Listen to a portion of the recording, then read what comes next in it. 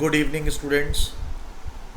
और आज हम लोग जो टॉपिक डिस्कस करने के लिए जा रहे हैं, इसमें मैं दो तीन रूल आप लोगों को पढ़ा करके सिखाऊंगा, ताकि उससे आप लोगों को मेरी शैली के और मेरे तरीके के बारे में समझ आ जाएगा।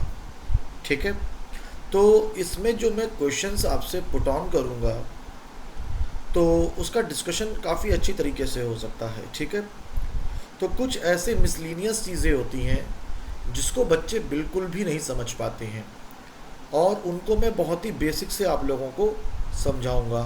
ठीक है, ताकि आप लोगों को वो चीज़ें एकदम क्लियरली मेंशन हो जाएं और आप अच्छे से वो चीज़ सीख जाएं।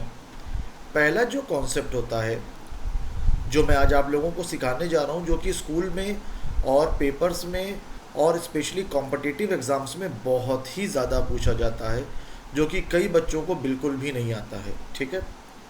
देखिएगा, पहली बात तो जो सबसे इम्पॉर्टेंट चीज़ होती है वो होती है वर्ब की फॉर्म्स। जो वर्ब की फॉर्म्स होती हैं, वो वर्ब की एक्चुअल तीन फॉर्म्स होती हैं: फर्स्ट फॉर्म, सेकंड फॉर्म और थर्ड फॉर्म। ठीक है। जैसे कि हमने पहली फॉर्म बनाई गो, दूसरी बनाई वेंट और तीसरी बनाई गॉन। तो गो, वेंट और गॉन एक्चुअली जो वर्ब की फॉर्म्स होती हैं वो तीन होती हैं। अब बहुत सारे टीचर्स ये पढ़ाते हैं कि वर्ब की 5 फॉर्म्स होती हैं।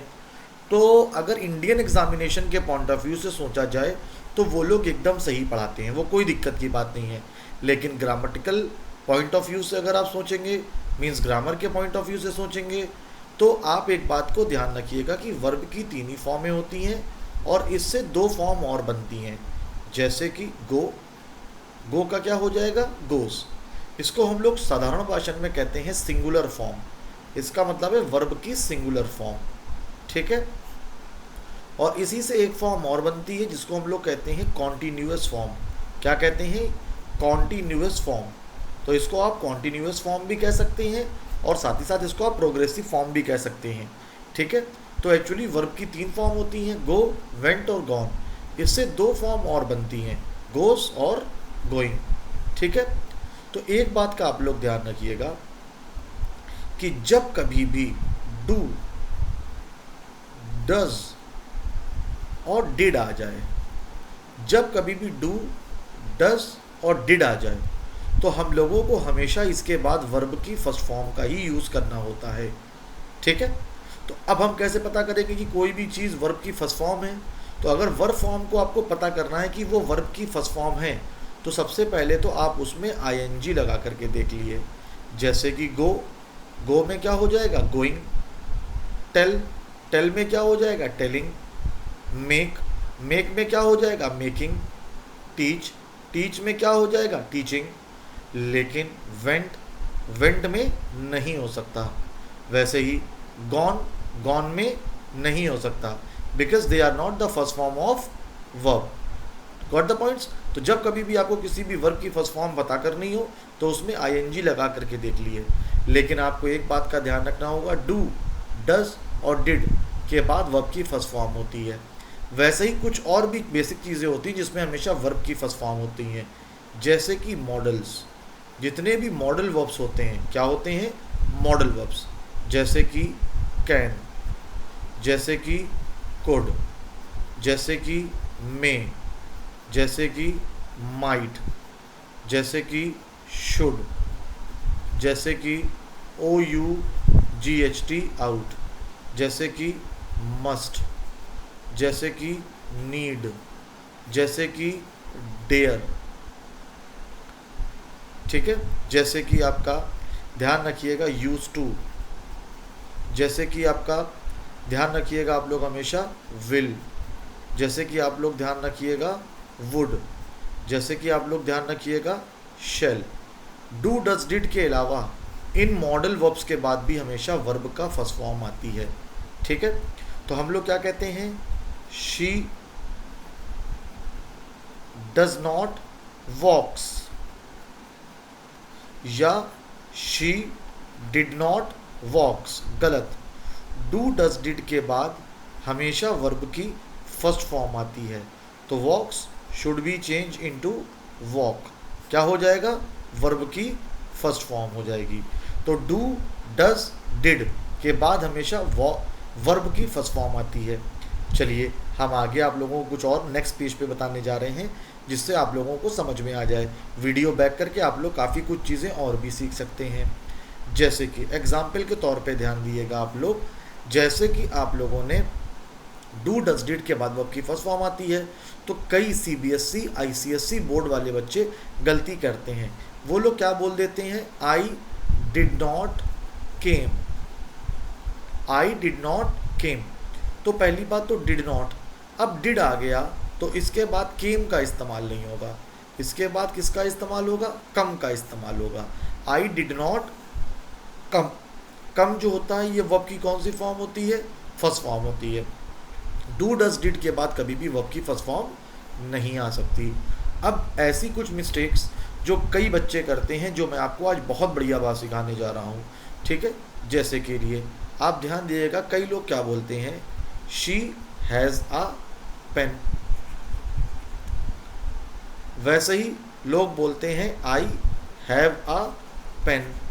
तो ग्रामीण क्षेत्रों में जो बच्चों को बेसिक इंग्लिश नहीं आती है, तो जब टीचर उनको पढ़ाता है तो वो क्या बोलता है, पेपर में मान लो कि मिस्टेक आई, राम हैव अ पेन, तो टीचर कहता है राम के बाद कभी भी हैव का प्रयोग नहीं होता है, राम के बाद हमेशा किसका प्रयोग होता है, हैज़ का प्रयोग होता है। तो Ram have a pen is wrong, Ram has a pen is equal to correct. तो राम के बाद हैव नहीं आ सकता, राम के बाद हमेशा हैज़ का प्रयोग होगा। इतनी बात आप लोगों को समझ में आ गई। तो बच्चा क्या रखता है कि राम के बाद हैज़ नहीं आता, हैव नहीं आता है, तो वो क्या सोचता है कि यदि बहुवचन होगा तो हैव आएगा, एक वचन होगा तो हैज़ आएगा। जैसे कि अगर पेपर में आ गया दे हैज़ आ पेन, तो यहाँ पर दे हैज़ आ गया है, तो टीचर कहेगा दे बहुवचन है, इसीलिए किसका इस्तेमाल होगा, दे हैव अ पेन। तो हैव का इस्तेमाल होता है प्लूरल के लिए और हैज़ का इस्तेमाल होता है सिंगुलर के लिए। लेकिन अब आप लोग ध्यान दीजिएगा, जैसे कि Ram does not have oblique has a pen, ये कन्फ्यूजन काफ़ी बच्चों में रहती है। अब देखिए, हमने आपको बताया था कि डू डज डिड के बाद हमेशा वर्ब की कौन सी फॉर्म आती है, फर्स्ट फॉर्म आती है। तो जैसे ही डिड डज आया तो डज के बाद वर्ब की कौन सी फॉर्म आएगी, फर्स्ट फॉर्म आएगी। तो बहुत सारे बच्चों को लगता है कि हैज़ वर्ब की फर्स्ट फॉर्म है और हैव वर्ब की सेकंड फॉर्म है, लेकिन ऐसा नहीं है। आप ध्यान रखिएगा, जो वर्ब की फॉर्म्स होती हैं वो होती हैं हैव, हैड और हैड। जो हैज़ होती है ये सिंगुलर फॉर्म होती है, जैसे कि गो का क्या हो जाता है, गोज़, वैसे ही हैव का क्या हो जाता है, हैज़, ठीक है। तो जैसे ही गो का गोज़ हो जाता है, वैसे ही हैव का क्या हो जाता है, हैज़ हो जाता है। तो ये जो हैव होता है ये वर्ब की फर्स्ट फॉर्म होती है। इसीलिए याद रखिएगा, जितने भी मॉडल्स होते हैं, जो अभी हमने पीछे लिस्ट लिखवाई थी आपको, can, could, may, might, should, must वाली, साथ ही साथ डू,